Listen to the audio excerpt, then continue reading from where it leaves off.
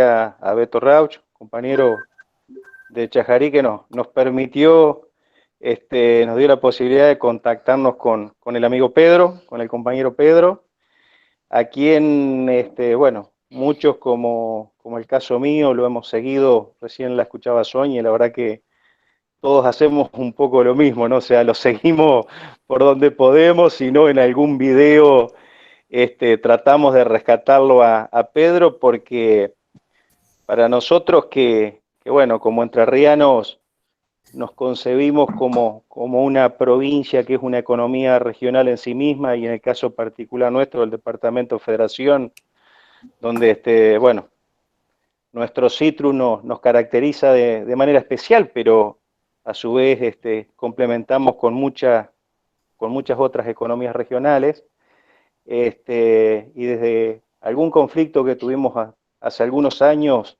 a esta parte, donde el caso particular mío, de Daniel, bueno, nos tocó estar al frente de las intendencias, pero momentos muy complejos, muy difíciles, siempre nos resultó importante, interesante, escuchar a compañeros como Pedro que nos vayan esclareciendo no solamente el camino a recorrer, para lo que no venimos el caso mío, bueno, soy ingeniero y me dedico a mi profesión en la actividad privada, como una manera de seguir trabajando, proceso de fortalecimiento en cuanto a la conciencia social en el territorio. Por eso para nosotros es muy especial esta noche, es muy especial tenerte a vos, Pedro, tu palabra en esta posibilidad del foro. Y nada, hasta acá llego, y darle la palabra a Hugo para lo que es la presentación y la continuidad de la charla. Muchas gracias de corazón a todos, a los compañeros de la provincia, y bueno, ya que la veo a Sonia, ¿no?, a través de ella, a los compañeros que no son de la provincia y que se suman a este diálogo de este espacio nacional y popular.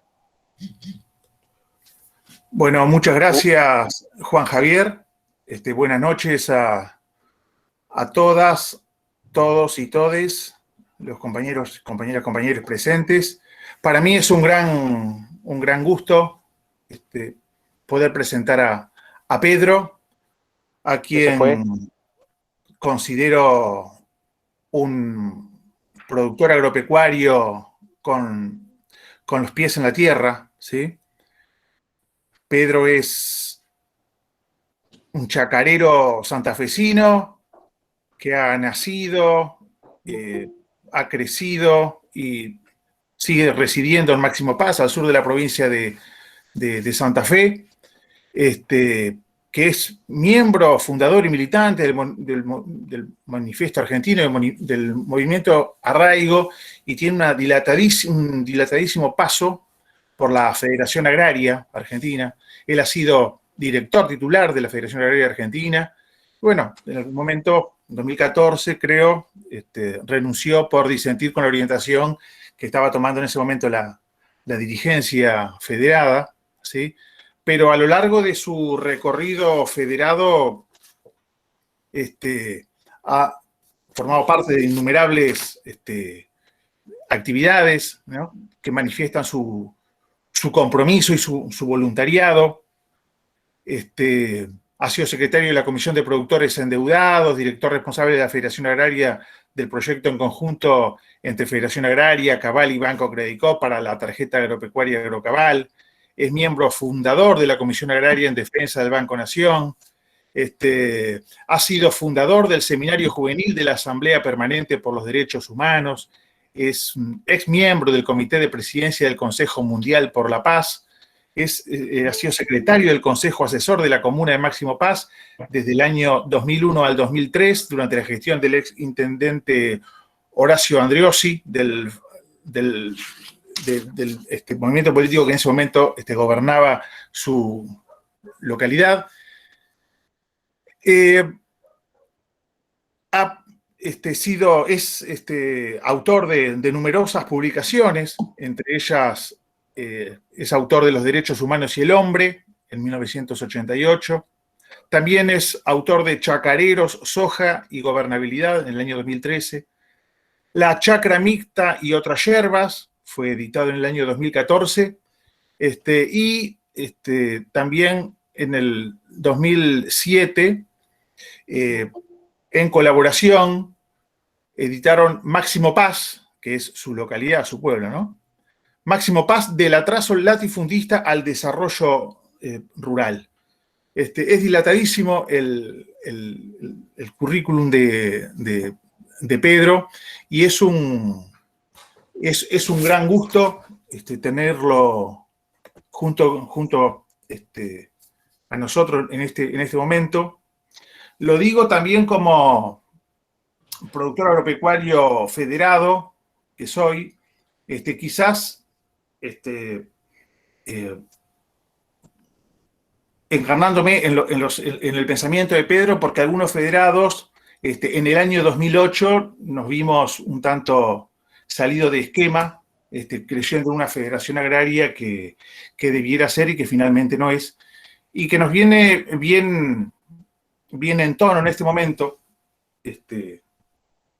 traer este debate, esta charla, esta construcción al ámbito de nuestra provincia, Pedro, en tiempos donde la soberanía alimentaria, la mesa de los argentinos, en este caso la mesa de los entrerrianos, sigue siendo quizás una asignatura pendiente, ¿no? En este caso es interesante, Pedro, como decía Juan Javier, te seguimos, te escuchamos, te leemos. ¿Cuál es la visión que tenés? Sonado el caso en los últimos tiempos, vinculado a la soberanía, el tema del eje troncal de la hidrovía del Paraná. Un momento antes que pudieras ingresar, conversábamos con otros compañeros acerca de lo que es la importancia, ¿no?, de este eje troncal. Y justamente fijémonos ahora, esto que nos enseña la naturaleza, el escaso volumen de agua, el escaso caudal, y bueno, tenemos un problema más a los argentinos, ¿no?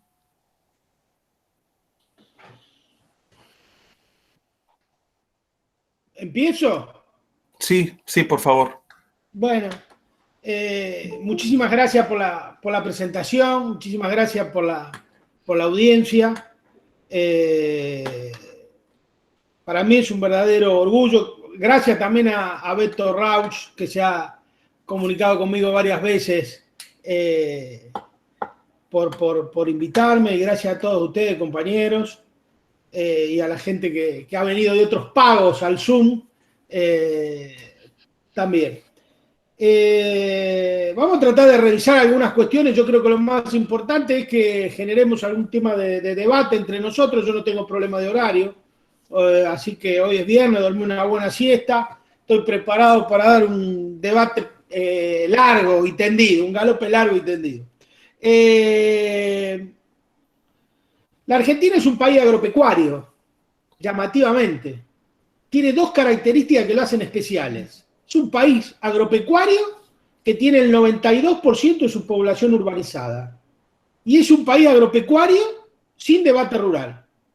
Nunca la cuestión agropecuaria es parte del debate político electoral, nunca. Vamos a entrar ahora en unas elecciones, nunca se va a discutir alguna cuestión. Y en el 2008, cuando fue el conflicto del campo, ni siquiera ahí adquirió profundidad el debate agropecuario, solamente quedó en la epidermis, que era el problema impositivo. Retenciones no, retenciones sí, que las retenciones, que esto, que aquello. La derecha tuvo un gran triunfo cultural en el 2008, que es parte del gran triunfo cultural que tuvo la oligarquía terrateniente argentina, que es la invisibilización del latifundio como un problema central en el desarrollo de nuestra fuerza productiva. Es un problema que viene de la historia, del fondo de la historia. Mire, yo acá estaba viendo recién un librito que se llama Rivadavia, legislación de tierras públicas, la ley de enfiteusis. Fíjese si será viejo, es un análisis, es un libro que ya no se consigue más.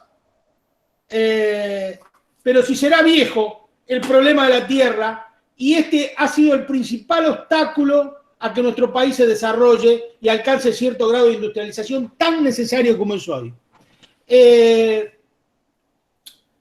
La Argentina, el triunfo cultural que ha tenido la oligarquía terrateniente argentina, incluso en el 2008, fue transformar la retención en un fetiche de política económica, no en un instrumento de política económica como lo que realmente es. Los tipos clavaron una trinchera y lograron que buena parte de los pequeños y medianos productores de una federación agraria que en ese momento era poderosísima, que tenía más de 300 filiales organizadas en todo el país, traicionara su mandato histórico.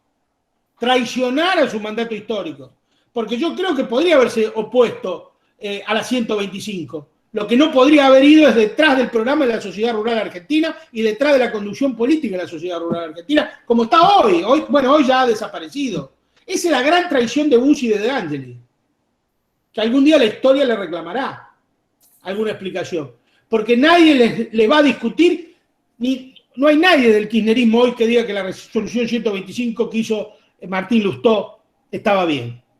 Evidentemente tenía una falla matemática que hacía que en un punto sea confiscatoria, y eso es una regla, la reconoció el propio Lustó, lo he escuchado yo he hablado varias veces con Cristina sobre el tema. Hoy nadie reivindica eso, pero lo de la Federación Agraria es gravísimo, porque es una traición, pero es una traición además que le abrió las puertas de la Federación Agraria y le entregó la Federación Agraria a la derecha. Se la entregó. Porque usted, como cualquier organización, no es la primera vez que la Federación Agraria mete la pata, o no es la primera vez que la Federación Agraria hace la mesa de enlace. La primera mesa de enlace que se constituyó en la República Argentina fue en la década del 60, cuando Onganía era presidente de la República, la dictadura de la Revolución Argentina, como se llamaba por ese tiempo. Ahí se constituye la primera mesa de enlace en la República Argentina y la Federación Agraria participa. Y ahí tiene una gran traición la Federación Agraria Argentina. Habilita lo que se llamó la ley Raggio, que es cuando le habilitó y le concedió a la derecha la expulsión de los últimos 25.000 arrendatarios rurales que quedaron en la República Argentina. La ley Raggio le permitió a Antonio Américo Di Rocco, que era el presidente de la Federación Agraria Argentina, ser el último ministro de Agricultura de la dictadura militar de Lanús. En esa época la derecha pagaba bien la traición. Mire, le dio un ministro al presidente. Ahora paga mucho menor. A Bussi apenas le dio una asesoría de Monzó por la traición que ha hecho en el coso. O sea que la derecha no paga bien. Roma no paga traidores. Y bueno, y eso sucedió así, tal cual le digo. O sea, no es la primera vez que una entidad. Después en el 71, en el medio de ese proceso, con Di Rocco ya ministro de Lanús, don Humberto le gana el Congreso de 1971, septiembre de 71 a Di Rocco, saca la Federación Agraria de la mesa de enlace y la afilia a la CGE, que dirigía José Belgerba, y él entra como vicepresidente segundo de la CGE, y pone a la Federación Agraria ahí adentro. Y desde ahí, y mientras vivió Humberto, y mientras Bussi estuvo del lado de los buenos, hasta mediados del 2009, 2010, ahí a principios del 2010, que todavía seguía manteniendo, más allá de la mesa de enlace y del conflicto y todo más, todavía mantenía posiciones, la Federación Agraria siempre se identificó, o nos identificamos nosotros, como la pata agraria del campo nacional y popular.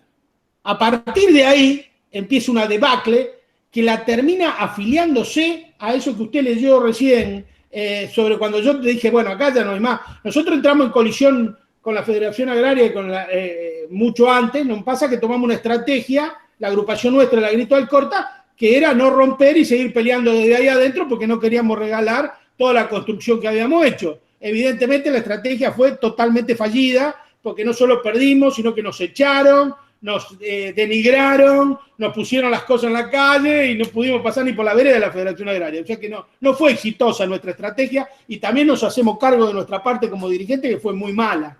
Nosotros confiamos demasiado en Eduardo Bussi, que era nuestro líder y era al quien habíamos puesto y que había subido con un discurso. O sea, veníamos de una alianza con la CTA, con el Instituto Movilizador de Fondo Cooperativo, veníamos en una alianza del Congreso del Trabajo y la Producción. Humberto siempre tuvo una visión global del problema del argentino. Siempre nos decía, miren muchachos, no hay que pelearse con los otros sectores. En la Argentina tienen que vivir todos. No solamente hay productores agropecuarios. No hay que ser egoísta, hay que ver los camioneros, los muchachos de Guatre, el movimiento obrero, los docentes, todo el mundo tiene derecho a vivir. Y esa lección de Humberto era permanente. Cada vez que íbamos a un conflicto, yo me acuerdo del último conflicto que yo estuve con Humberto, después se va, que fue el conflicto que le hicimos, el paro de 15 días que le hicimos a Menem y a Cavallo y a Felipe Solá, a los tres, porque Felipe hoy tiene patente bueno, pero nosotros, yo me acuerdo que lo puteábamos hasta en arameo a Felipe cuando era ministro de Cavallo, participó en la destrucción de la flota mercante, en la privatización de la Corporación Argentina de Carne, de la Junta Nacional de Grano, de la Junta Nacional de Carne y de la privatización de los puertos.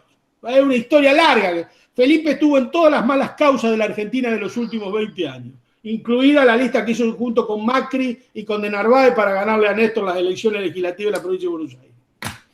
Pero a veces ya me estoy yendo por las ramas. Pedro, sí. Es bien interesante todo lo que estás comentando, y una vez más el agradecimiento por compartirnos toda esta visión sistémica.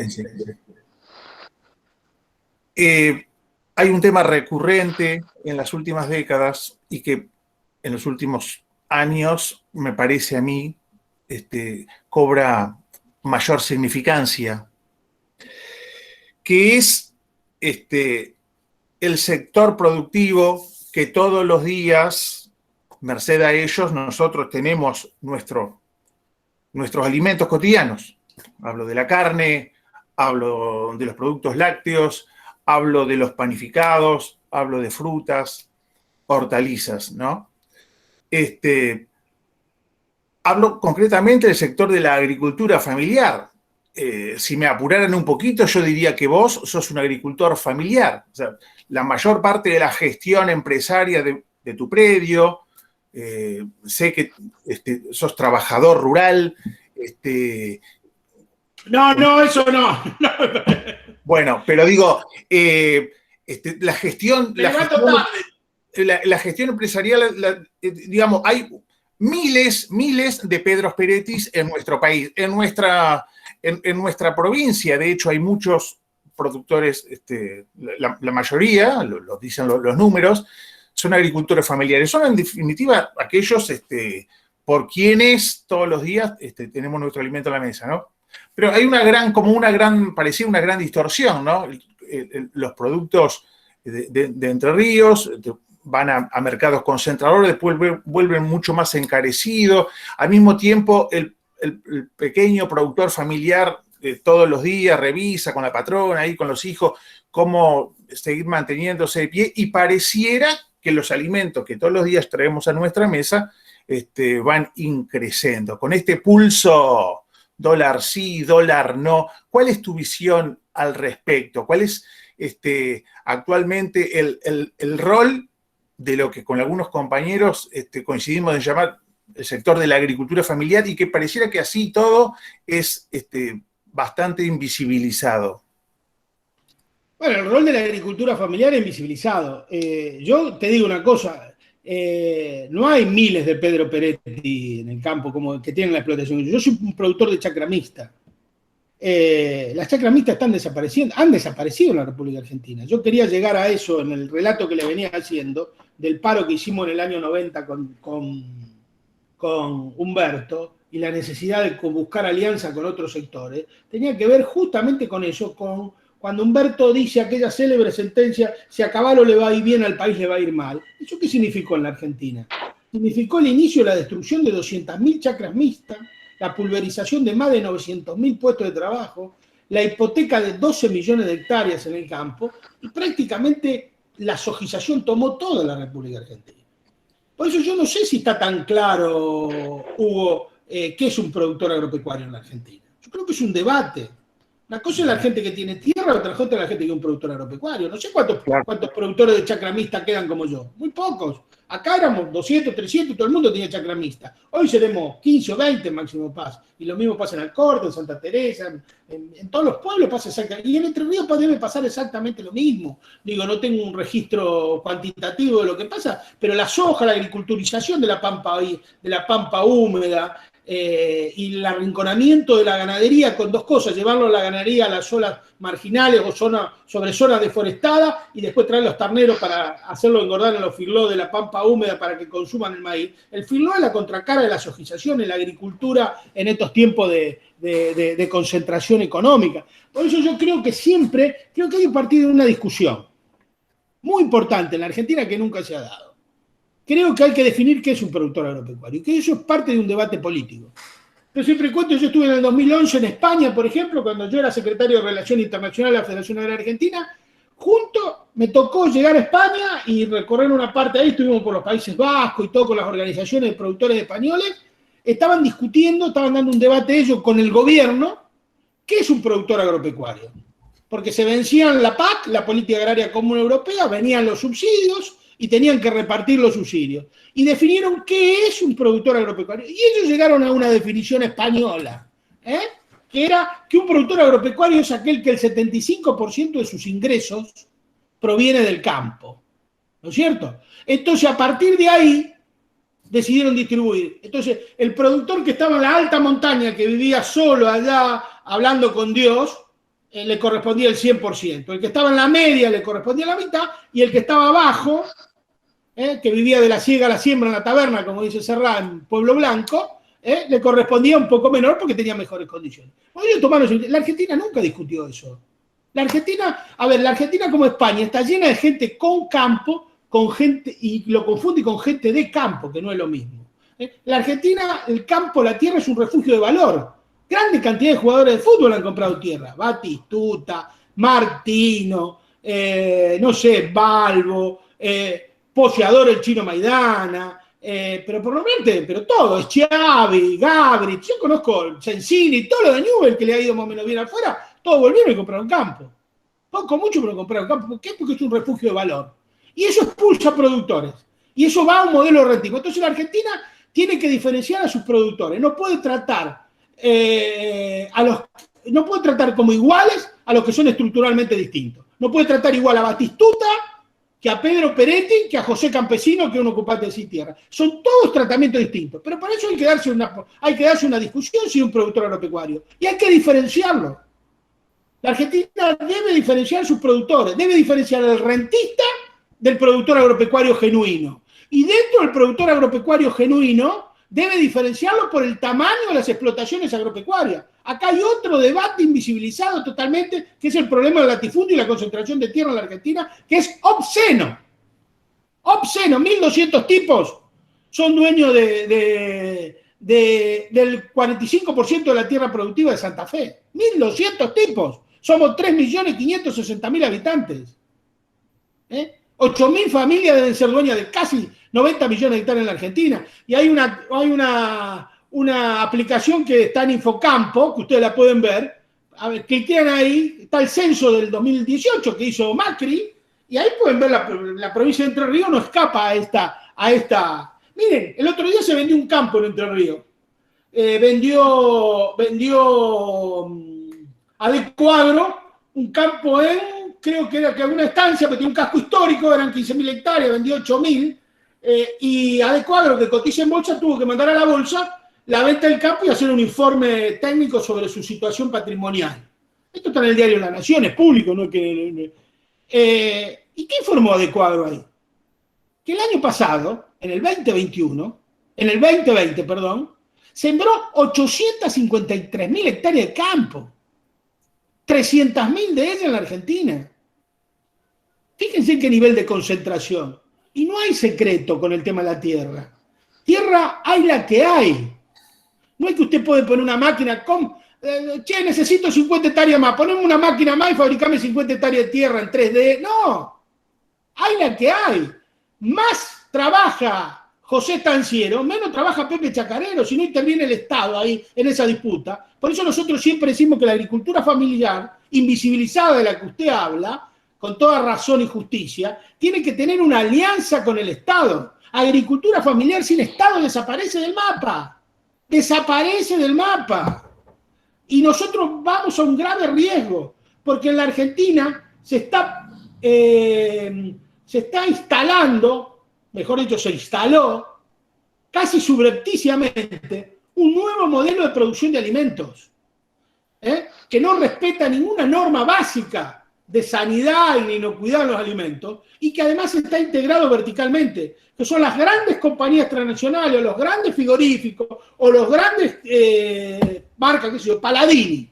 El 75% de los cerdos de Paladini no lo producen productores agropecuarios, lo producen sus propios establecimientos. Con lo cual eso quita un fenomenal energía, y por eso venimos al debate con las granjas chinas, que es exactamente lo mismo, instalar varios Paladini para reemplazar a, no sé, 5 o 10 mil productores agropecuarios, no me acuerdo en este momento cuántos son los pequeños productores agropecuarios que hay de cerdo.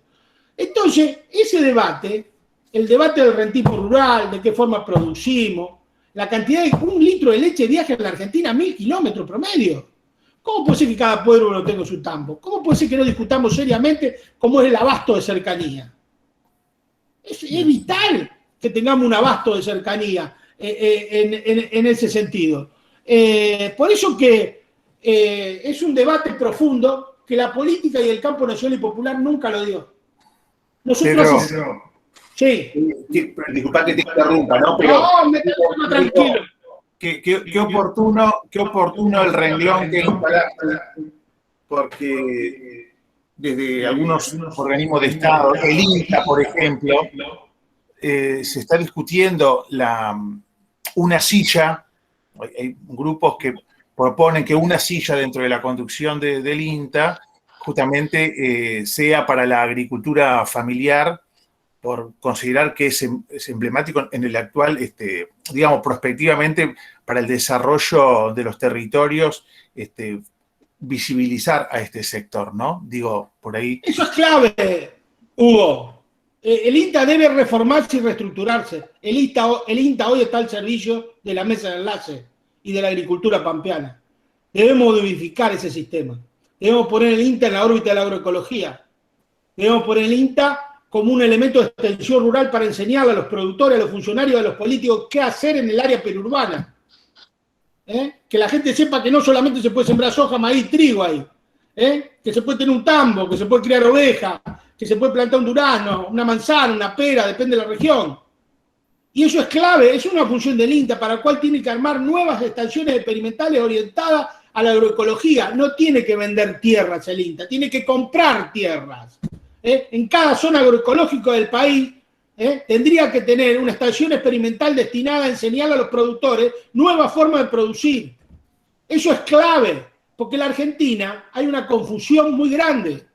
La Argentina no produce alimento para 400 millones de habitantes. La Argentina produce forraje para cerdo y aves chinas. La aduana de volumen de la Argentina es la tercera del mundo. La tercera del mundo, que manda volúmenes, maíz, trigo, volumen sin procesar. Y la aduana que manda alimentos para humanos es la 110. Miren la diferencia. Nosotros producimos soja y maíz para alimentar cerdos chinos, cerdos del sudeste asiático y todo lo demás, y lo vendemos sin procesar, no vendemos alimentos para humanos. Eso es mentira.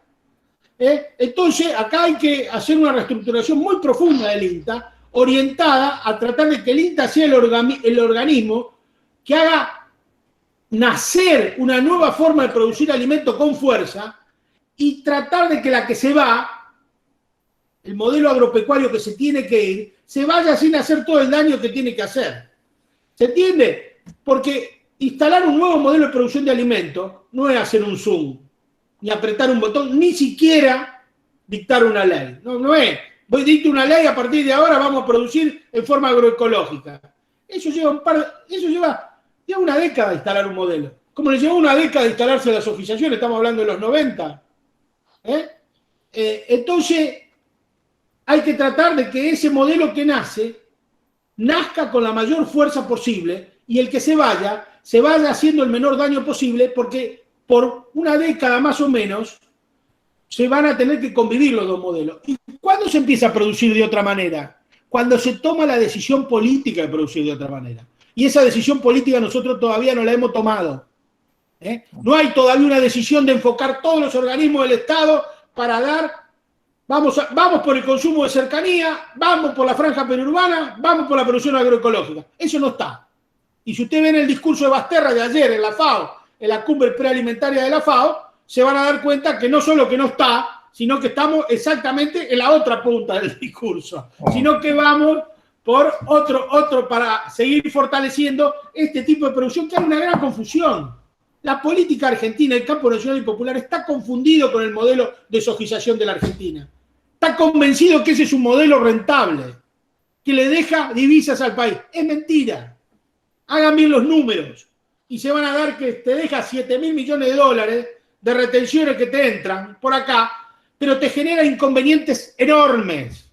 Nadie computa y pone, es un modelo que se presenta como si fuera todo ganar, ganar. No tiene contraindicación el modelo de sojización. Vos lo escuchás a la mesa enlace y te dicen, bueno, ¿cómo? Y lo que pagamos retenciones, está bien, flaco, pagaste retenciones, ¿no es cierto? Ahora bien, ¿dónde me pone el cáncer? Entre Ríos es una provincia cruzada. El 50% de los pacientes del Garrahan infantiles son de cáncer de nenes que vienen de la provincia de Entre Ríos. Eso no tiene precio. Yo estoy viviendo en este pueblo donde estoy yo acá, que somos 4.000 almas, tenemos el 2.5 más que la media nacional de cáncer. Acá la gente de cáncer se muere como mosca. ¿Está claro?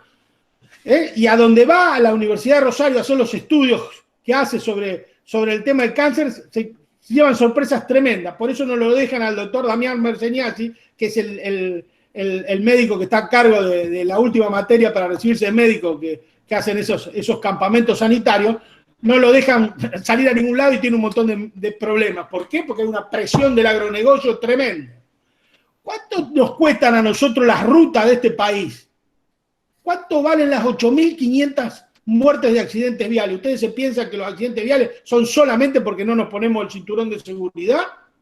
¿O porque salimos alguna noche en pedo a manejar y lamentablemente pasa algún accidente? No, no solamente por eso. Necesitamos entre 4 y 6 millones de viajes de camión, depende del volumen de cosecha, para transportar la cosecha. Solamente de la zona deforestada del NEA y del NOA, de Salta, Tucumán, traer la soja a Puerto San Martín, 1.200 kilómetros, necesitamos 400.000 viajes de camión ida y vuelta de 1.200 kilómetros. Con rutas que nos dan más, ¿cuánto gastamos en ruta? ¿Cuánto salen las inundaciones en la República Argentina? Que ya está, no voy a abundar, pero está absolutamente demostrado que es producto de este modelo. Córdoba deforestó el 97% de sus bosques naturales y nos encaja la inundación a Santa Fe y a Buenos Aires. El modelo productivo sojero cordobés, base de ese fascismo latente que hay en el interior profundo de Córdoba, tiene su raíz en los desmontes y la deforestación y en el cambio climático. Eso es la verdad. ¿Cuánto nos cuestan inundaciones esto? Se inundan pueblos. Acá, Máximo Paz inundó en el medio de la zona pampeana. Tenemos más de 40 pueblos al borde de lagunas que están por desaparecer, comidos por las lagunas. Tomemos, digo. ¿Y las migraciones rurales? ¿Cuánto le cuestan al país? $1 puesto en el interior profundo. En desarrollo rural hay que poner $3 en las ciudades para tener el mismo impacto social. Está documentado, Pedro, el desarraigo que ha habido en los últimos 25 años, pero más fuertemente desde el principio de siglo, justamente ante el avance del cultivo transgénico y en Entre Ríos mismo, ¿no? Cómo ha venido para atrás los otros cultivos, ¿no? Incluso los forrajeros, y eso ha llevado a que en el mismo departamento de Gualeguaychú, sin ir más lejos, han quedado poblaciones casi fantasmas porque la gente del campo no tiene ya demasiado que hacer. Gente que se dedicaba a cuidar animales o a acompañar en procesos de la agricultura cuando emerge todo este modelo de agricultura industrial, ¿no? Yo recuerdo hace unos 15 años, un dirigente en Gualeguaychú decía que con 3 empleados se manejaban 5.000 hectáreas de soja, ¿no? Bueno, ese dirigente hoy pasó de ser dirigente federado a ser dirigente político y pareciera que se olvidó de lo que en aquel momento planteaba, ¿no? Como como conclusión de todo esto, uno ve que el campo, que es productor o debiera ser productor de alimentos, va quedando deshabitado. Van tomando una nueva composición los cordones periurbanos y una gran oportunidad que entonces esos cordones sean los hacedores de los alimentos. Vos mencionabas hace un rato lo que es mercado de proximidad, ¿no es cierto? Pero pareciera que tenemos que ser un poco más enfáticos en ese sentido. No sé qué opinión te merece a vos el rol de los mercados de proximidad vinculado a la soberanía alimentaria, Pedro. Bueno, somos absolutamente defensores, Hugo, de ese tipo. Es imprescindible, pero eso es una decisión política.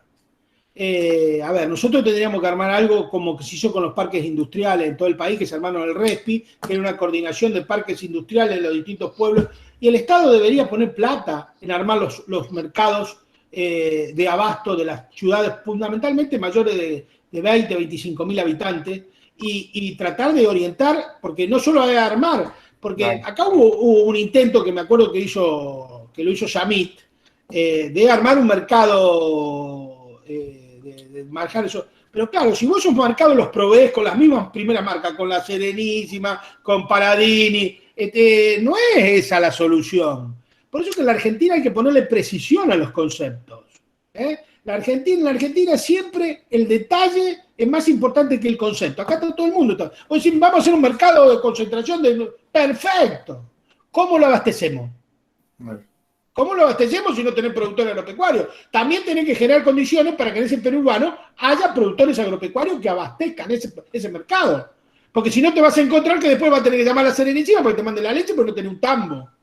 Está claro. Yo creo que la Argentina necesita varias políticas públicas muy importantes. Necesita un instituto de colonización rural como tiene Uruguay. Acá hay un mito extendido sobre el tema de las tierras fiscales que no existe. No hay las tierras fiscales en la cantidad que la gente dice que hay. No hay. Hay puchitos, 80 hectáreas, 50 hectáreas, 70 hectáreas. La Argentina va a sembrar en la cosecha, según la Bolsa del Comercio de Rosario, en la cosecha que entra, ahora la que empezamos de trigo, la cosecha fina, va a sembrar 38.700.000 hectáreas. Que la van a sembrar un puñado de empresas. Escuchen bien, porque yo le dije al principio de la charla que Adecoagro había sembrado 833.000 hectáreas. ¿Está claro? Sí. Si decimos que vamos a sembrar ¿cómo se llamaba el pool que dejó de que se murió, el que dejó de, como el famoso pool que dejó de operar en el 2015, que se llegó a sembrar 1 millón de hectáreas, si sembramos 38, quiere decir que el tejar, quiere decir que con 38 tejares sembramos toda la Argentina, ¿no? A ver, lo primero que tenemos que saber es que los productores no somos más necesarios desde el punto de vista productivo. La Argentina se puede sembrar, cosechar y transportar sin un solo productor agropecuario. El 85% de la tierra argentina la trabajan los contratistas rurales, no la trabajan productores agropecuarios. Entonces la Argentina, el productor agropecuario es imprescindible desde el punto de vista de la ocupación geopolítica del territorio, desde el punto de vista cultural, desde el punto de vista de las migraciones rurales, desde el punto de vista de generar arraigo, desde el punto de vista sociológico, desde el punto de vista de lo que ustedes quieran. Pero desde el punto de vista productivo, hoy el capitalismo resolvió la producción de alimentos a gran escala sin productores agropecuarios. La agricultura sin rostro humano se puede hacer tranquilamente. No hace falta ningún tipo como yo. Usted tiene la tierra, viene el punche, lo siembra y se terminó. La Argentina tiene una agricultura de 3 pisos, que ese es un problema. Tiene un primer piso, que es el dueño de la tierra.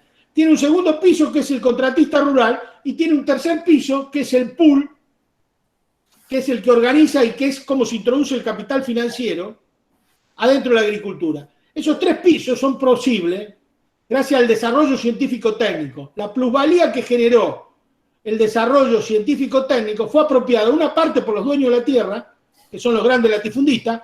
Hace 20 años se pagaba en mi zona, se pagaba 12 quintales de soja del arrendamiento por hectárea, hoy se paga 17, 18.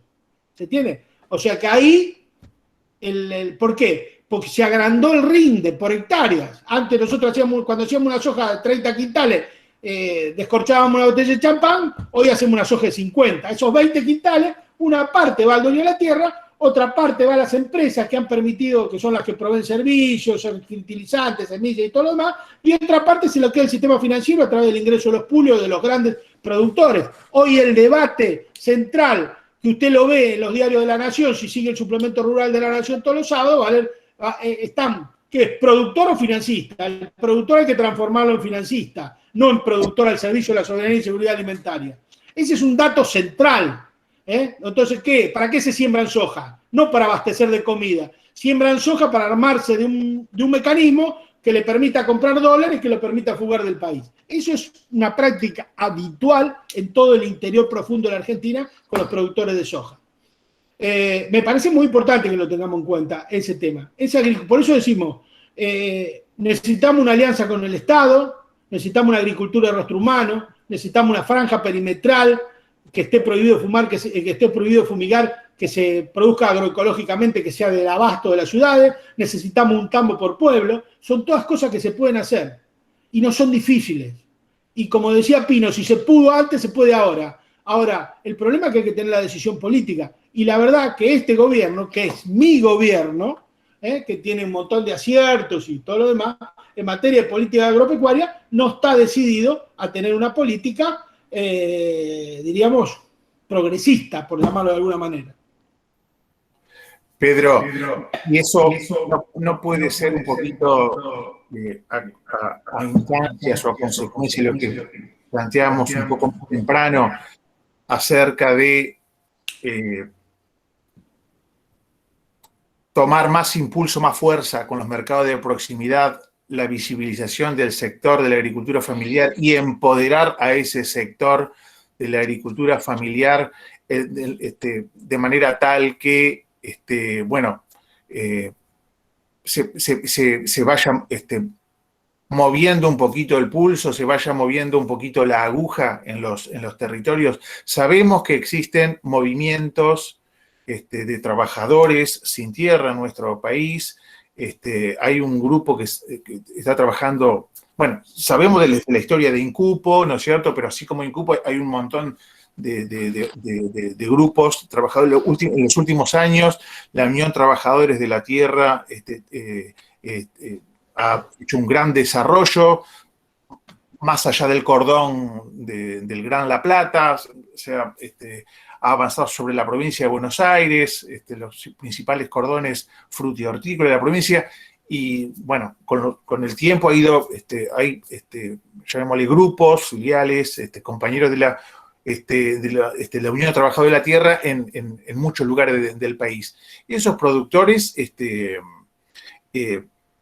están ofreciendo, pareciera, mercadería, pero, claro, un poco en sintonía con lo que vos comentabas hace un rato, pareciera que no tienen demasiado acompañamiento o apoyo institucional, no pueden acceder a subsidios, a créditos, a acompañamientos, ¿no es cierto?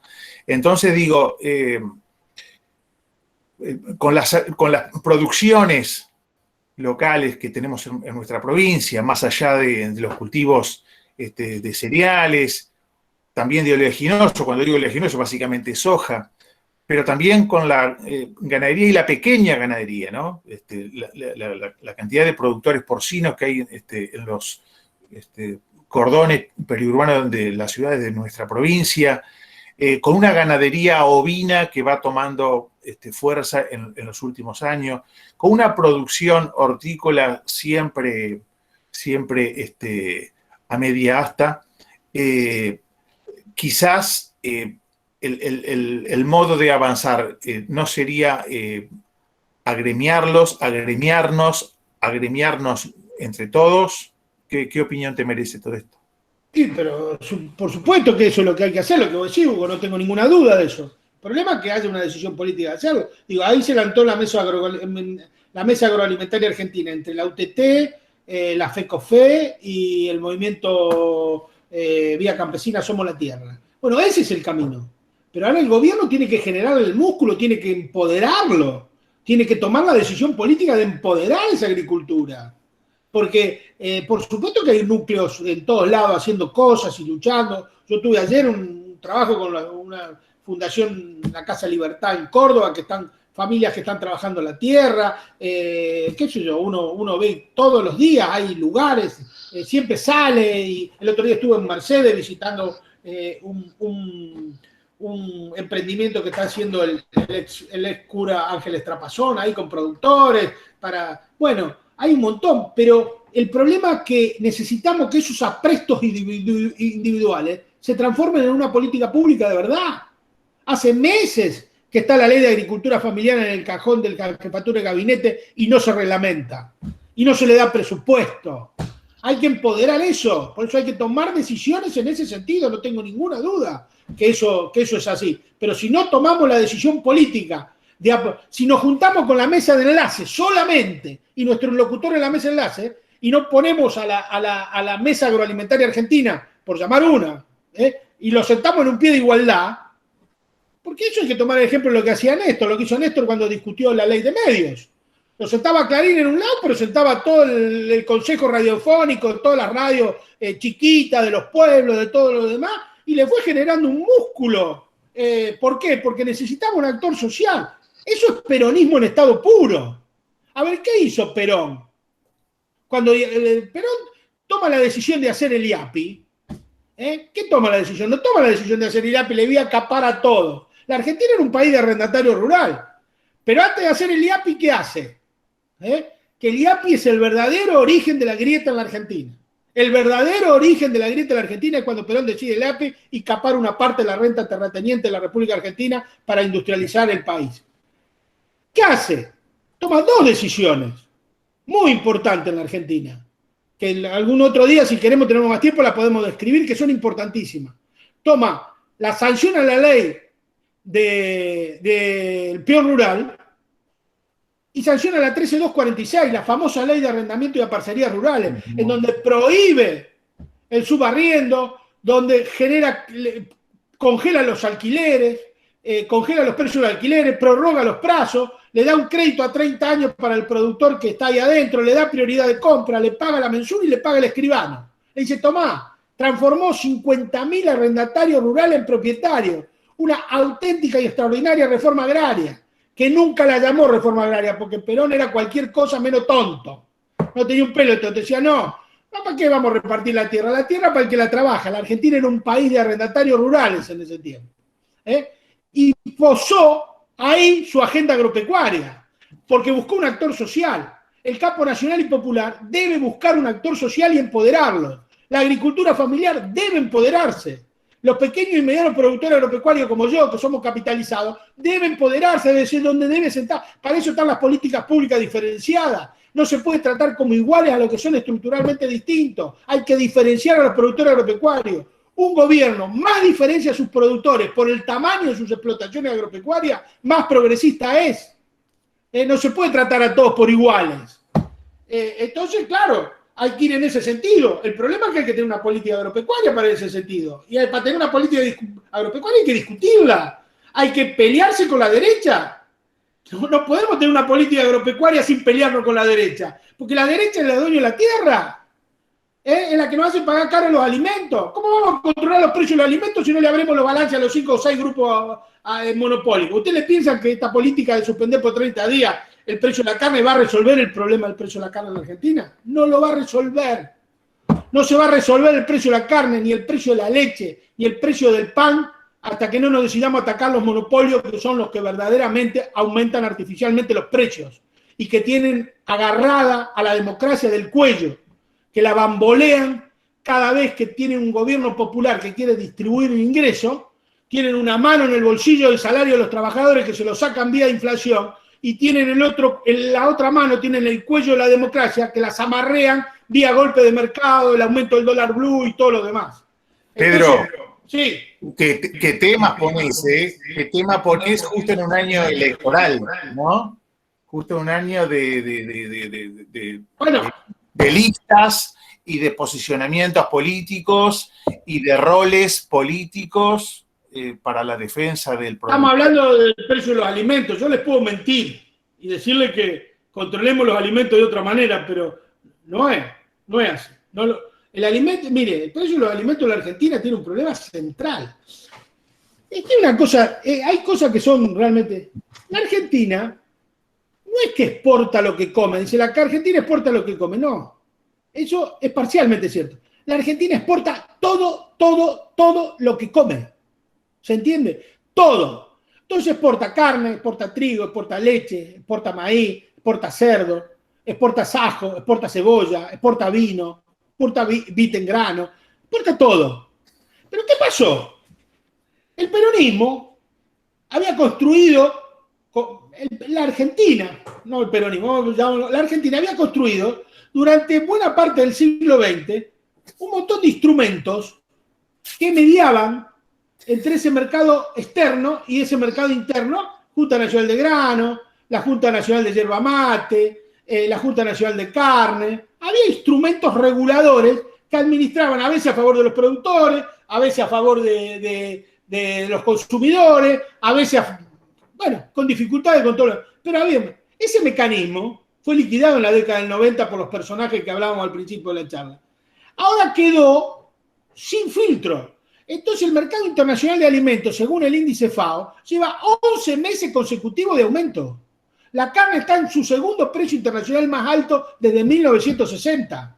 Y el trigo y todo el mundo. Entonces, esa inflación entra de lleno y se para en la mesa de los argentinos porque no hay ningún filtro, no hay ninguna intermediación ahí. Entonces, tenemos que encontrar algún mecanismo regulatorio en defensa de la democracia, en defensa del salario de los trabajadores, en defensa de la soberanía y seguridad alimentaria de la Argentina y en defensa de la seguridad nacional. Porque nosotros, el tema alimento, tenemos que vincularlo con la seguridad nacional.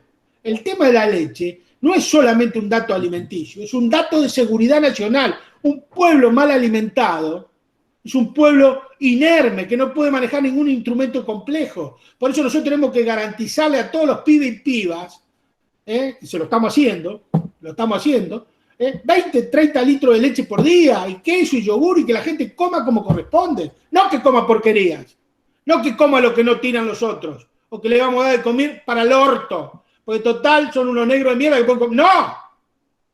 Hay que comer lo que corresponde, como corresponde y con la calidad que corresponde. Eso es un gobierno popular. Ese es el gobierno, eso es peronismo en estado puro. Una frase tuya, hay una frase tuya, ¿cómo es? El lomo y el seso, ¿cómo es? Ah, claro, bueno. Pero eso tiene que ver con la educación, por eso mismo, y tiene que ver con un pibe mal alimentado. Porque nosotros siempre decimos, que lo decía mi viejo, no lo decía yo, que el único lugar en donde el lomo vale más que el seso es en la carnicería. Y entonces, por eso que nosotros decimos que un gobierno que tiene profundidad revolucionaria, por llamarlo de alguna manera, tiene que proteger sus cuencas lácteas. Debe prohibir la siembra de soja en las cuencas lácteas. Prohibirla.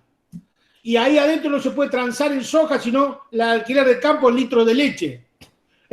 ¿Por qué? Porque la leche, si el agua es un derecho humano, ¿la leche qué es? ¿Cómo vamos a alimentar a nuestros pibes? Y un país con una...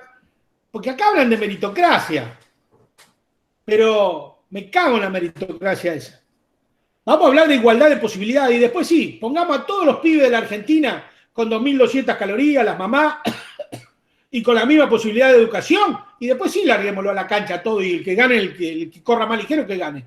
Pero así no, que vivo, una madre subalimentada, que no tiene casa donde vivir, pibitos que salen a mendigar, los querés poner a correr con otros que están todos los días con la computadora y que tienen todas las necesidades básicas satisfechas.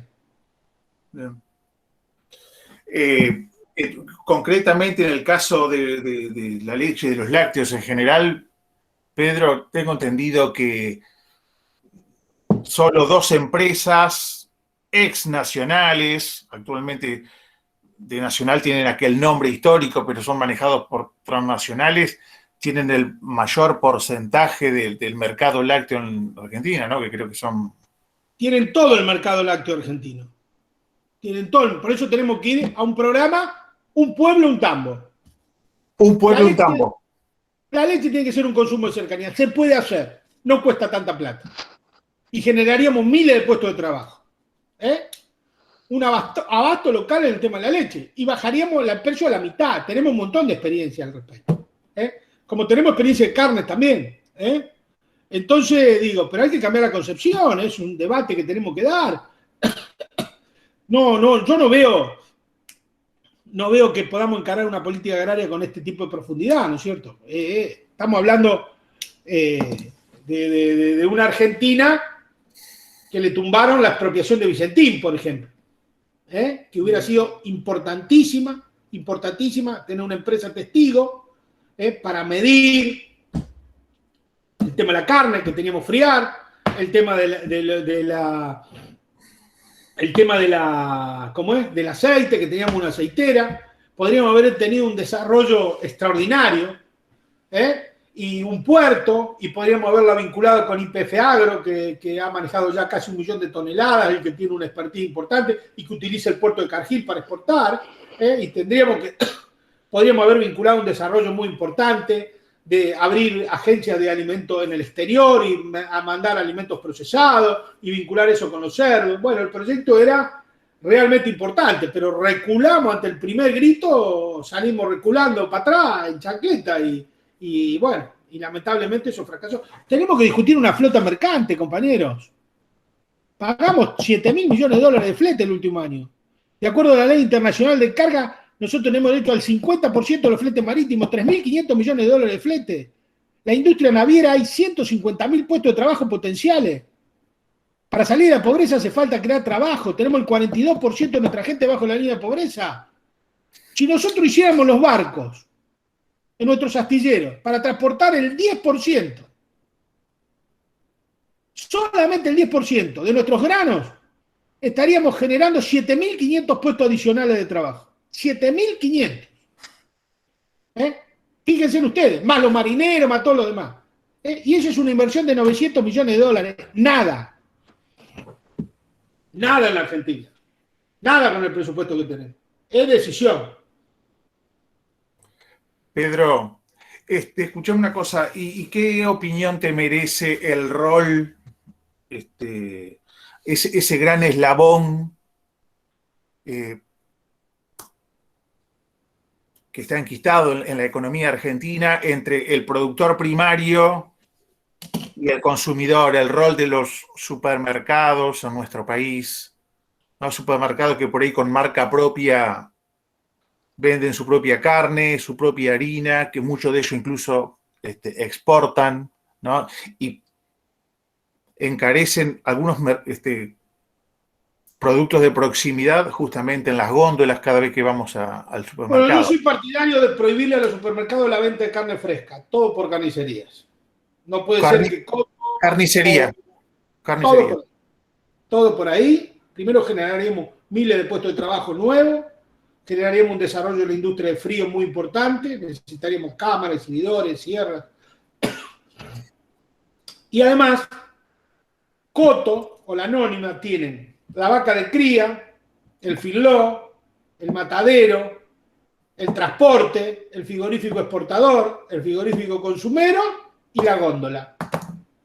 De ahí a que Alfredo Coto, cuando se levante un día de mal humor y quiere aumentarte el 20% del asado, que hay un paso. Claro. Y lo mismo pasa con la Anónima. Entonces eso hay que ponerle límites. Ahí hay que tomar varias decisiones en el tema de la carne. Pero otra cosa que hay que tomar en el tema de la carne es fortalecer los mercados de referencia como el de Liniers. Hay que abrir un mercado en el NEA, otro en el NOA, uno en la Mesopotamia, hay que abrir un mercado en la Patagonia y que haya varios mercados de concentración y que se le prohíba a los frigoríficos comprar directo en el campo. Bien. Que todo debe pasar bajo martillo. Bien.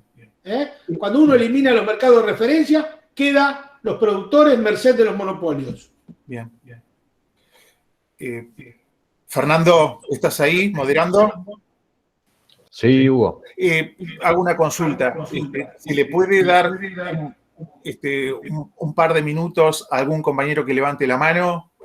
Que por ahí debate. Yo voy a buscar un vasito de agua, compañero. Muy bien. Bueno, ahí Cristian Acosta Cristian Acosta, sí. Dijo, si me dan unos minutos puedo contar lo que estamos construyendo en Entre Ríos. Lo puso Bien. hace un rato. Bien. No sé, Cristian, si estás ahí. ¿Cómo están, compañeros? Ahí está. Hola, Cristian. Buenas noches. Gracias por estar. No, gracias a ustedes por la invitación. La verdad, y agradecerle a Horacio Barbosa. Y sé que hay varios compañeros, ahí está Camila Camponi también, una gran compañera, que está en el municipio de Gualeguaychú, con quienes trabajamos codo a codo en la única colonia agraria que tenemos nosotros como organización en la provincia.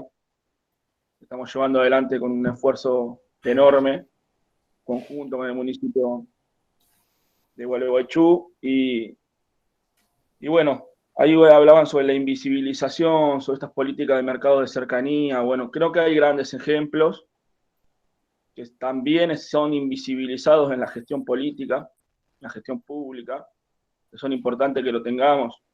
Siempre planteo que lo que el pueblo de Gualeguaychú ha definido en su política pública como agenda, no solo de la agricultura, sino de la cuestión ambiental, que es el programa de alimentación sana, segura y soberana, es un faro en el que deberíamos mirarnos todos los que intentamos dar vuelta a esta cuestión, digamos. Entonces, después también hay una cuestión muy concreta que es lo que plantea Pedro, y nosotros lo seguimos mucho porque para nosotros es un compañero que aporta claridad y orienta sobre dónde hay que construir y cómo.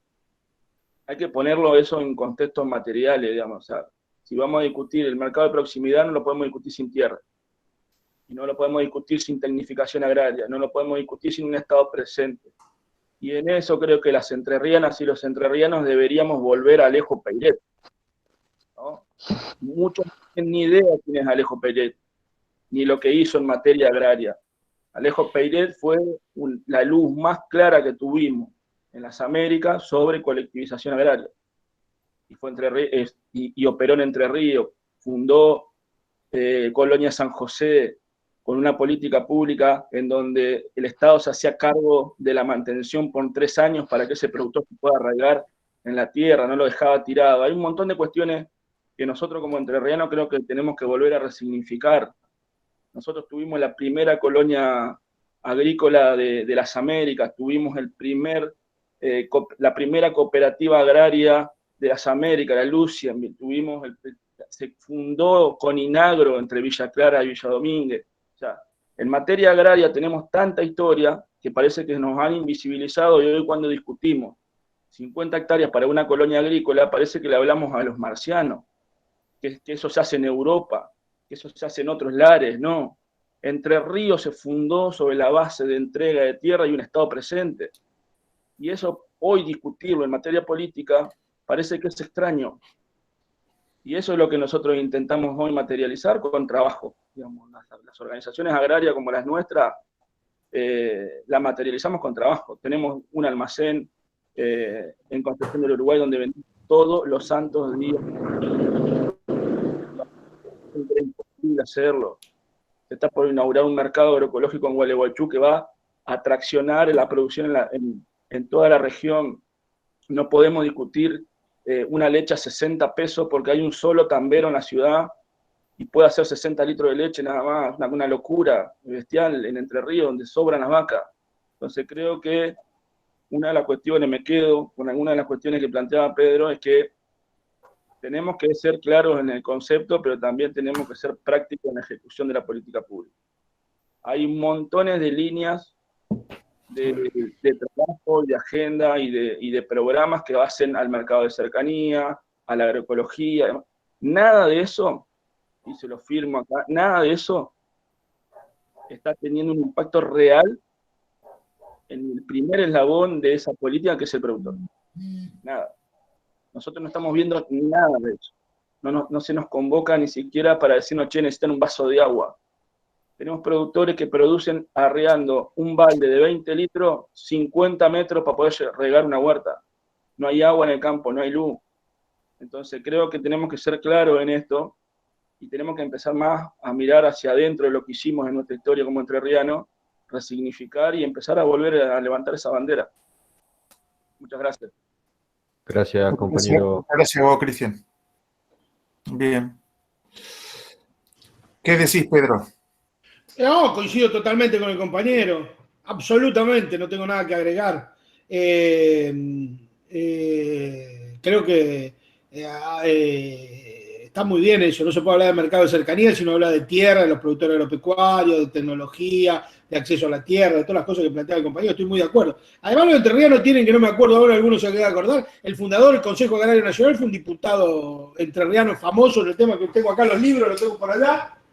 No me acuerdo ahora, no me sale el nombre, son los años que vienen. ¿Cómo? Eso, ahí está, Bernardino Orte. Oh, muy bien. Gracias, compañero Luis María Vera de Concordia. Gran economista, gran compañero. Gracias, Luis. Ahí, Pedro, Guillermo Martínez nos acerca una pregunta. Dice, perdón por mi ignorancia, pero hago preguntas muy básicas. Hoy, ¿quiénes encarnan la oligarquía terrateniente? ¿Cómo condicionan la vida nacional? ¿Esa oligarquía es personal o es transnacional?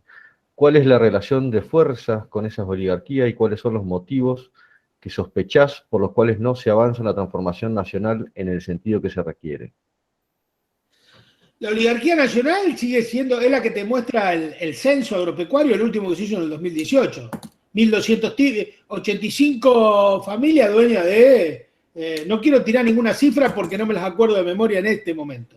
Pero sigue siendo la misma, la concentración sigue, no es que se divide la tierra. Acá hay un mito sobre que la herencia divide la tierra, cosa que es absolutamente demostrado por censo. Basta ver la línea de los censos.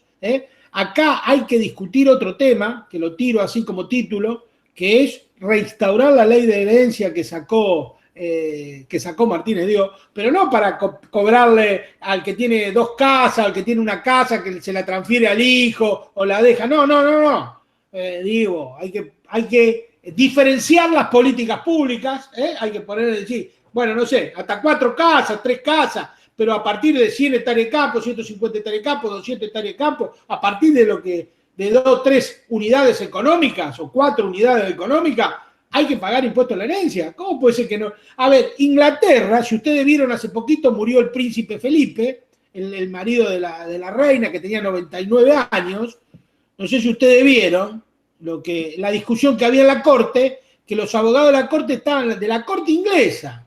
Noticia que le estoy contando, publicada por el diario La Nación. No la publicó ni Página 12, ni el Granma, ni ninguno de esos. Estaban viendo cómo hacían para evitar pagar el 33% de impuesto a la herencia.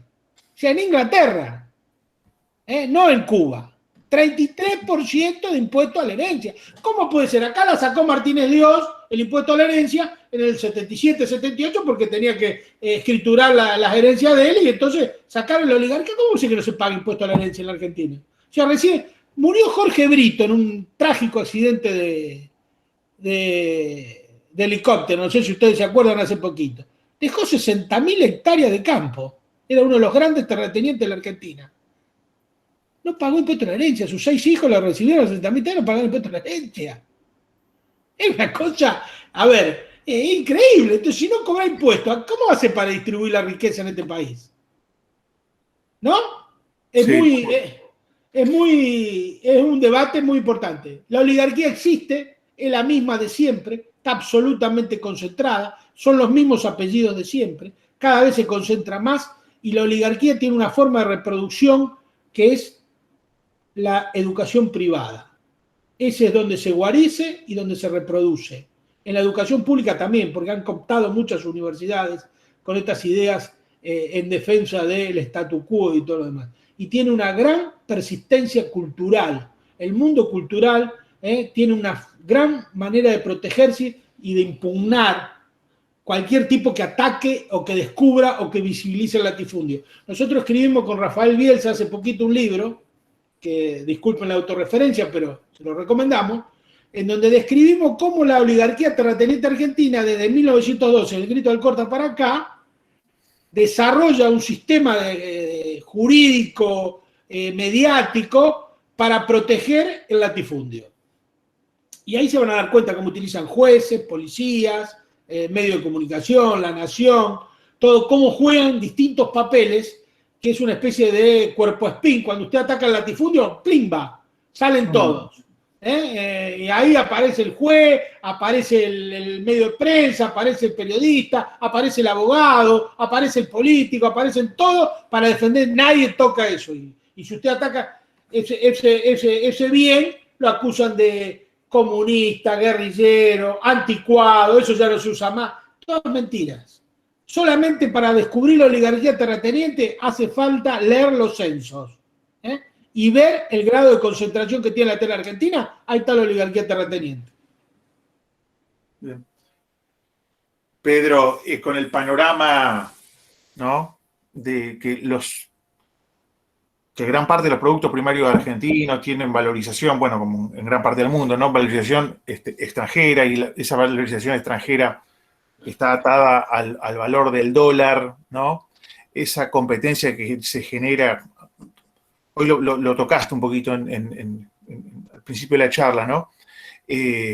Por ahí lo que se genera en cuanto a la mesa de los entrerrianos, ¿no? Llegar a productos primarios de calidad cuando esos productos primarios tienen una demanda en el exterior valorizada en una manera, por ahí, muchas veces inalcanzable, ¿no?, para las mayorías, ¿no?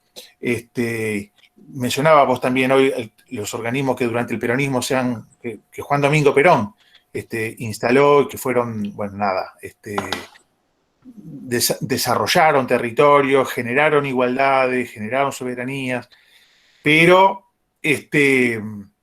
también me parece que forma parte de los dedos de la mano que la apropiación por parte de la agricultura familiar debiera tener a disposición para no complejizar, ¿no es cierto? Generando tecnologías y producciones para el exterior, y que de esa manera ingresen divisas, no quedarnos nosotros con lo peor, si es que nos toca, ¿no es cierto? Bueno, ese es un debate político. Los argentinos, primero se debe abastecer la mesa de los argentinos en condiciones razonables, en calidad y cantidad, y después portar lo que sobra. Eso es elemental. Pero ese debate hay que decirlo con todas las letras. Mire, yo creo que el problema central es que el campo nacional y popular no hace la última vez que discutió política agropecuaria fue en la década del 70 del siglo pasado, con Giberti, secretario de Agricultura, y Gelbar era el ministro de Economía. Se discutió el anteproyecto de ley agraria, el impuesto a la renta normal potencial de la tierra, varios. Después no hemos discutido más, no hemos retirado de ese debate.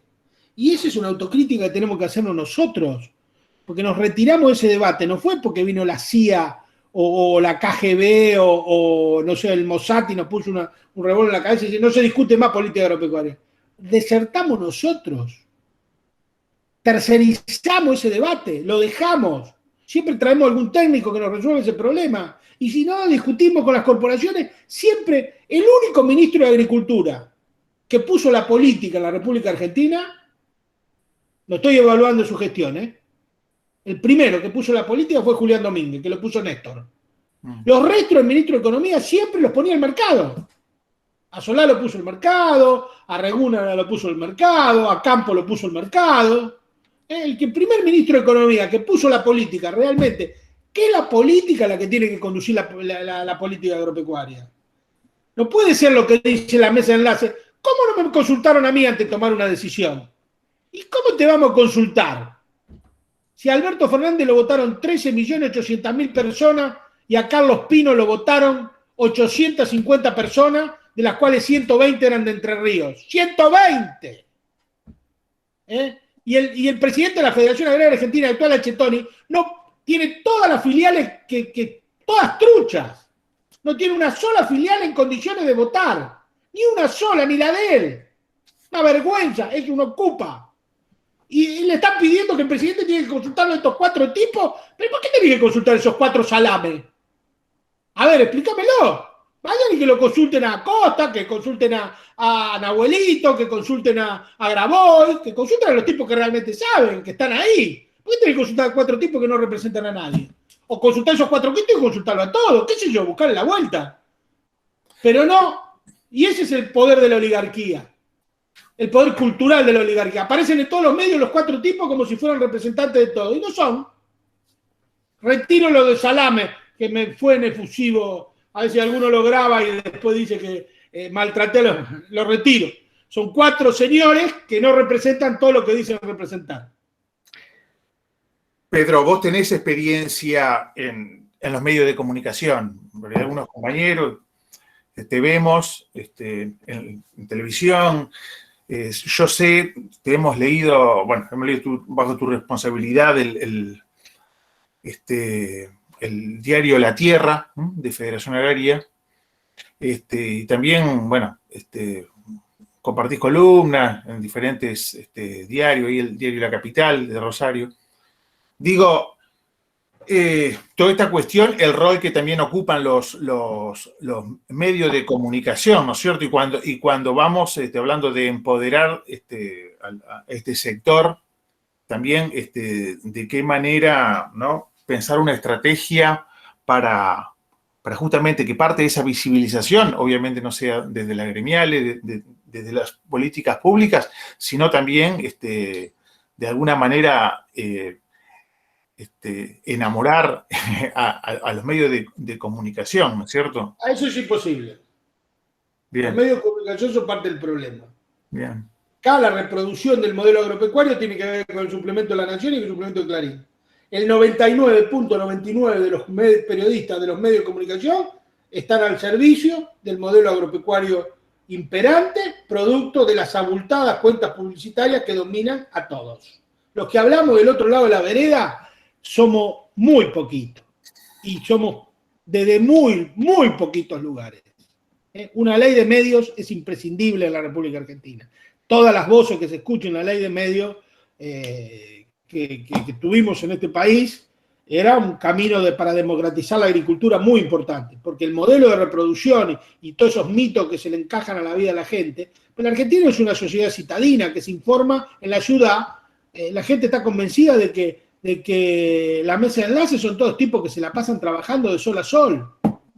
¿Me entendés? Y vos cómo le explicás, si no, mirá, hoy la Argentina rural concentrada es una Argentina rentista. Lo que trabajan son los agricultores familiares, los que te llevan el tomate, la verdura. Pero los sojeros, yo tengo un trabajo hecho por un sojero que indica que sembró 100 hectáreas de campo y trabajó 3 días al año y hizo 6 llamadas por teléfono. Bien. Y hecho por un productor propio, ¿no es cierto? Y te explica cómo y con todos los detalles. El índice de trabajo de laboriosidad es muy... y la cantidad de horas hombre que se le aplica al establecimiento es bajísimo. Es bajísimo. No tienen animales, todo soja, monocultivo. Así que los medios de comunicación han endiosado a un modelo de desarrollo agropecuario y son parte del problema. Nunca van a ser. Y por eso a veces salgo yo en los medios. Porque nadie habla desde este lado de la trinchera. Hablan todo del otro lado, no porque tenga algún talento o alguna cosa especial, no, porque nadie se anima a hablar. La gente le tiene miedo a la oligarquía de la derecha, ojo que es una derecha violenta, y ustedes lo vieron lo que pasó cuando fue Grabois a Entre Ríos.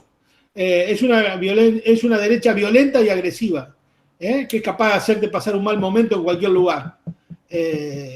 No son gente democrática que admite el debate, la disidencia, porque digo, uno puede estar de acuerdo. Yo no se me ocurriría nunca interpelar por la calle a una persona que piensa distinto que yo, pero nosotros los que pensamos distinto lo hemos sufrido varias veces. Bien.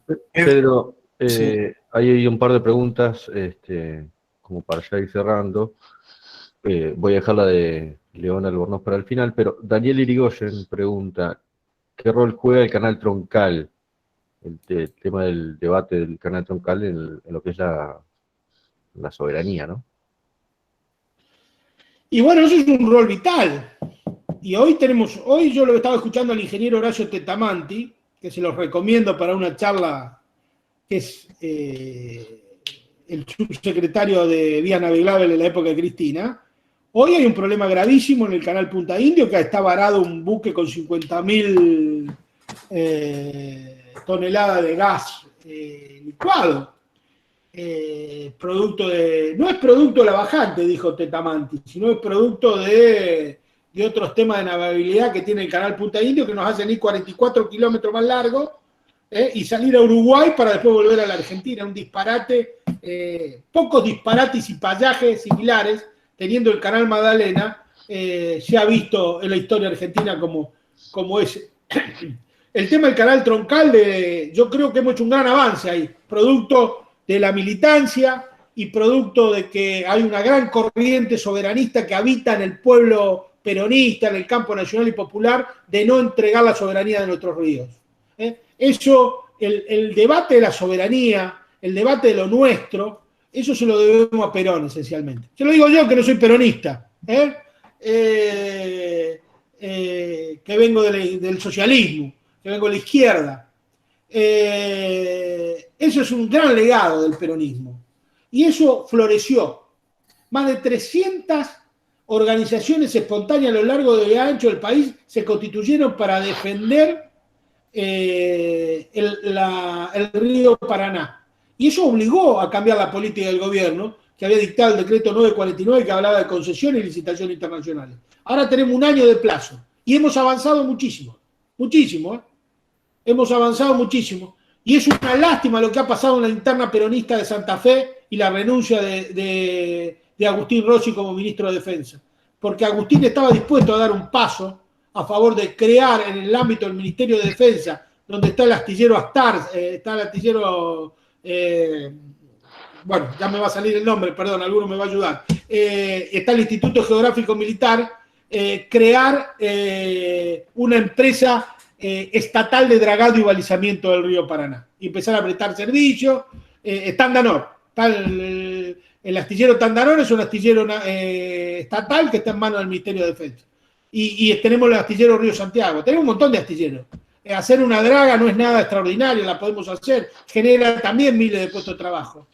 Los lanchones para dragar el Magdalena son 2.500 puestos de trabajo adicionales que generamos en la República Argentina en la industria naval. Creo que ahí hay un gran filón y que tenemos que defenderlo con un diente y que tenemos un año para trabajar eso, y por eso es muy importante el resultado electoral. Si nosotros tenemos un buen resultado electoral en estas elecciones de medio tiempo, si nosotros ganamos las elecciones, le ganamos a la derecha, ahí vamos a tener más músculo y más fuerza para avanzar en la empresa y en la estatización del dragado y balizamiento. Justamente hablando de eso, Pedro, León Albornoz plantea que Perón decía que nadie puede gobernar con concepciones justicialistas si no lo hace con el concurso organizado del pueblo. ¿Quiénes son los exponentes del Frente de Todos que representan estas posiciones políticas que se están exponiendo? Pregunta León. Yo creo que Cristina. Yo considero que Cristina es un cuadro político para mí de la misma estatura que Perón. Para mí es uno de los mejores cuadros políticos que ha dado la Argentina en los últimos 50 años. No tengo ninguna duda. Ninguna duda.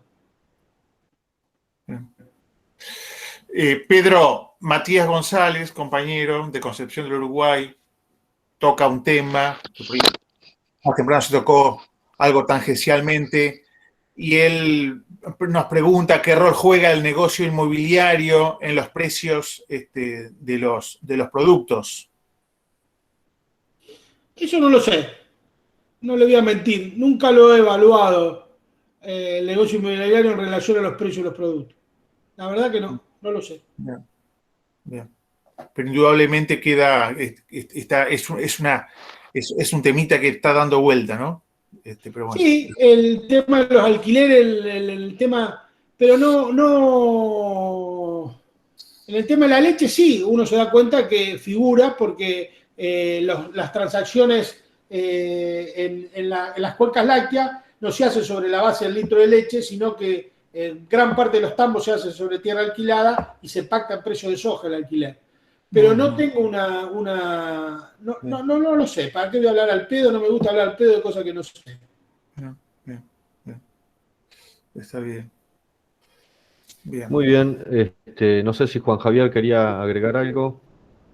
No, simplemente para ir cerrando los agradecimientos nuevamente para Beto Rau, que nos hizo la conexión con el compañero Pedro, a Pedro por su disposición y su tiempo.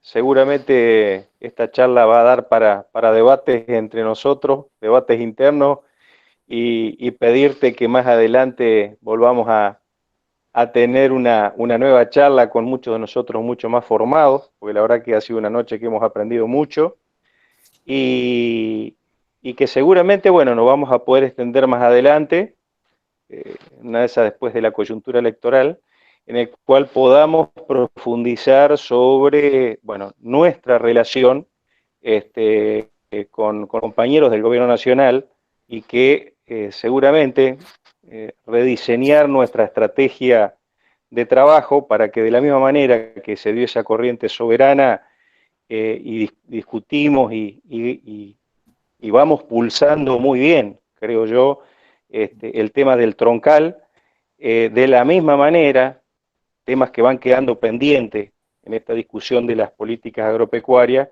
creo que organizado de otra forma también vamos a poder ir pulsando de manera diferente. Digo, este músculo que planteás y reclamás, Pedro, creo que muchos de otros lugares también podemos aportar para dar esa fortaleza. Así que, bueno, lo digo como corolario, nuevamente a agradecerlo y, bueno, dejarle las últimas palabras a Pedro para el cierre. Bueno, muchísimas. Ahí está el compañero Federico Jardín, veo que ha levantado la mano, así que vamos a darle la oportunidad que pregunte si ustedes no dicen otra cosa. Dale. Hola Pedro, ¿cómo te va? La verdad que comparto todo lo que decís, es una lucha de muchos años. Esto que vos estás contándonos es algo que lo venimos viviendo desde hace mucho tiempo. Este avance de los productores latifundistas, de los que producen commodities, digamos, toda esta situación que nos ha ido llevando a lugares muy extraños y muy jodidos.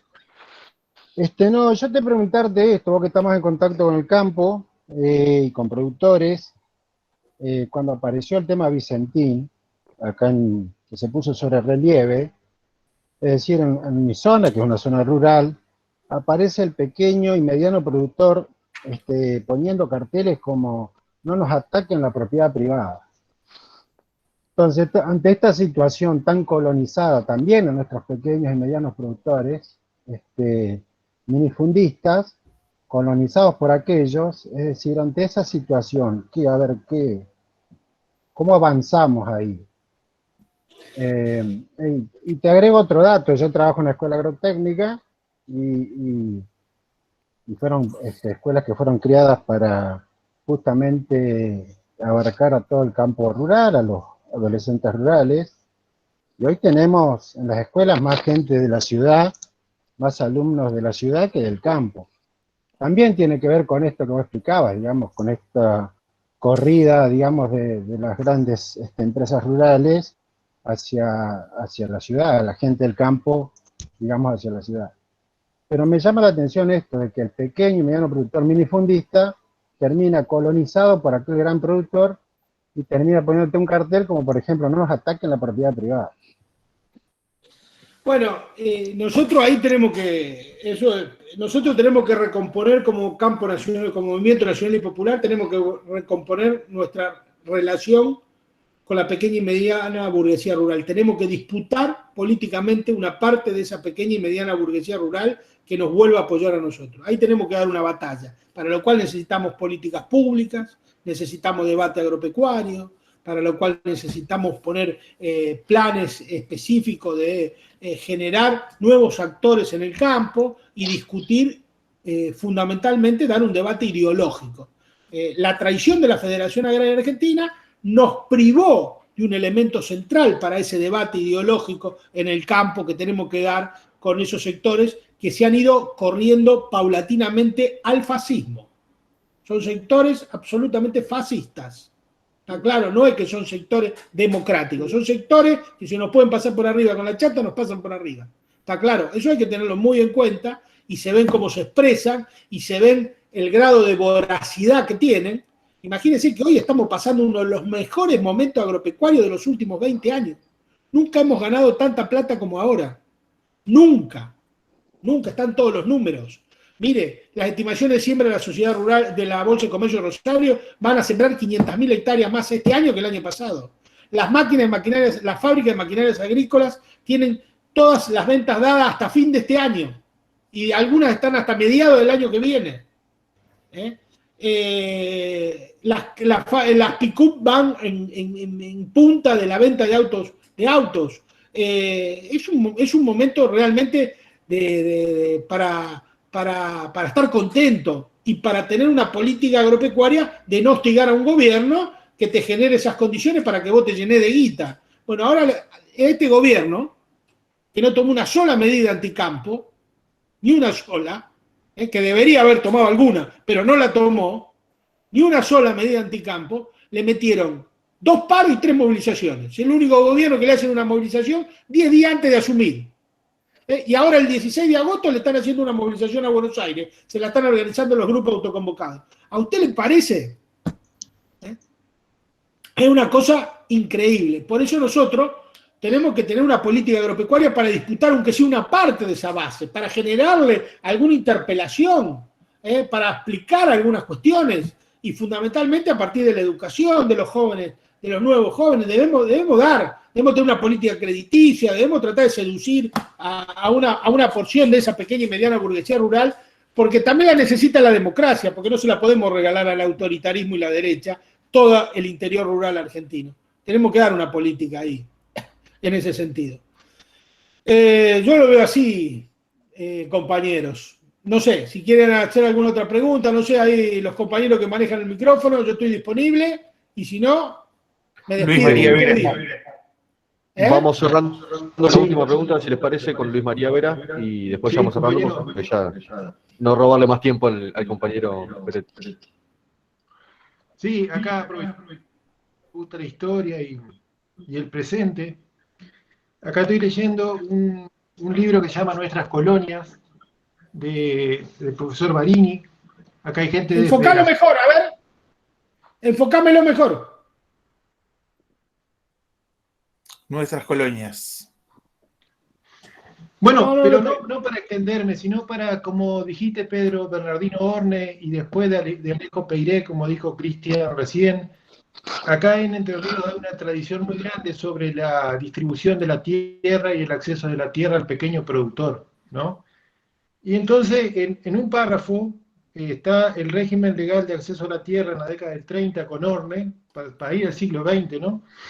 Y después, durante el peronismo, ¿sí? Como vos bien lo mencionaste, mediante la financiación para que el Estado compre tierras y la distribuya en forma orgánica y...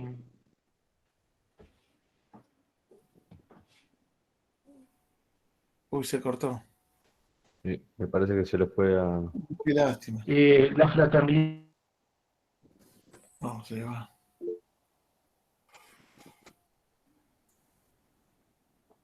Compañeros, bueno, yo digo que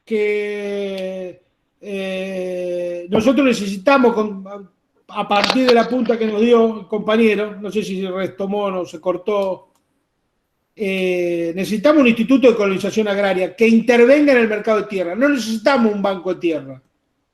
El banco de tierra no lo necesitamos. La verdad, yo no estoy muy de acuerdo con esa proposición. Ni estoy de acuerdo con esa proposición, ni estoy de acuerdo con que se privaticen las tierras que están en manos de los organismos públicos. Ni del INTA, ni del Ejército, ni ninguna de esas. El Estado tiene que comprar más tierras. Como hizo el Consejo Agrario Nacional, por ejemplo, que creó Bernardino Horne. O como hace el Uruguay. Pero tenemos que tener una política de tierras. Tenemos que comprar tierras, parcelarlas, dividirlas y entregarlas en comodato. No en propiedad, porque hay que evitar el negocio inmobiliario, porque usted le entrega la tierra en propiedad y a los 15 días se la vendieron. Porque la tierra es un bien valiosísimo. compren tierras, no se fabrican más, decía Mark Twain, el cuentista norteamericano. Y es cierto, es un tema valiosísimo. Entonces, la tierra tiene que ser en comodato para producir, poniéndole, no para joder, para producir de verdad, poniéndole estándares de producción y todo lo demás, y que el comodato pueda pasarse de padre a hijo, no hay ningún tipo de problema. Pero hay que proteger ese bien sagrado que nosotros tenemos, que es tan escaso y que dependemos, los 45 millones de habitantes dependemos de la tierra. Entonces tenemos que tener una política. No puede ser que una persona por el solo hecho de tener dinero pueda tener, no sé, 100.000 hectáreas de campo, como hay muchos en la Argentina, o 1 millón como tiene Benetton, o 60.000, o 388.000 como plantó Adecoagro, o 25, 30.000 como tiene Urnequian, o 50.000 hectáreas como tiene Pedro Pau ahí en Entre Ríos, como tenía el finado Pedro Pau en Entre Ríos, digo, por darle algún ejemplo, ¿no es cierto? Por más que sea dinero bien habido y todo lo que ustedes quieran. No discutimos la legitimidad del dinero, que hay que discutirla también, pero no la discutimos. Lo que discutimos es que una persona, por el solo hecho de tener dinero, no puede apropiarse de un bien que dependemos los 45 millones de argentinos, porque de ahí salen todos los alimentos que consumimos, de ahí brota o corre el agua que todos consumimos y de ahí sale el aire que todos respiramos. No le podemos dar la llave de eso a un reducido grupo de personas para que nos terminen extorsionando a todos. Entonces a mí me parece muy importante que tengamos una política de tierra y que tomemos esos ejemplos que decían los compañeros de Alejo Peiretti, de Bernardino Horme y de todo lo que se hizo en Entre Ríos en materia de colonización agraria. Y en todo el país también se hicieron cosas muy importantes en materia de colonización agraria, no solo en Entre Ríos. Pero bueno, eso será para otro debate. Yo le agradezco profundamente la atención, las gracias que me han dado. Yo soy un militante del campo nacional y popular, que me siento absolutamente identificado con algunas políticas que ha llevado adelante el peronismo y me siento comprendido dentro del liderazgo de Cristina. Así que ha sido un verdadero placer y espero que le haya servido, y si no, mejoraremos para la próxima. Así que muchísimas gracias y salud y cosecha para todos y todas. Muy amable. Muchas gracias, Pedro. Muchas gracias por tu falta de egoísmo. Muchas gracias, Pedro, por tu falta de egoísmo. Okay. Gracias.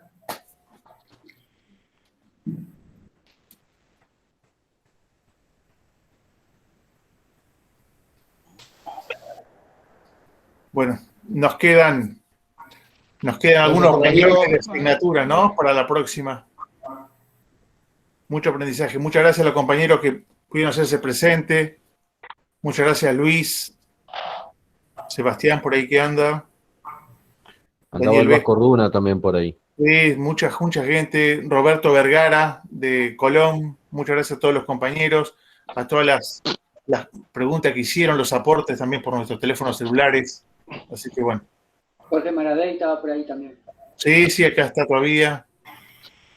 Cristian Acosta, mucho para adelante, mucho, bien ustedes, bien ustedes, nosotros todos. Bien. Gracias a ustedes. Bueno, Juan Javier y Hugo Benavides ponerse a trabajar en la comisión. Sí. A ver qué... Con mucho gusto. Con mucho gusto. Muchas gracias. Nos estamos viendo. Muchas gracias por dejarme participar. Muchas gracias por dejarme participar, compañero. Gracias, compañero. Gracias. Un abrazo grande. Hasta la próxima, compañeros. Chao, chao. Chao, Juan Javier, nos hablamos. Daniel. ¿Qué? Daniel Irigoyen, San Cayetano. Bueno, muchas gracias a todos. Sí. Bueno, Ulises, nos mantenemos en contacto.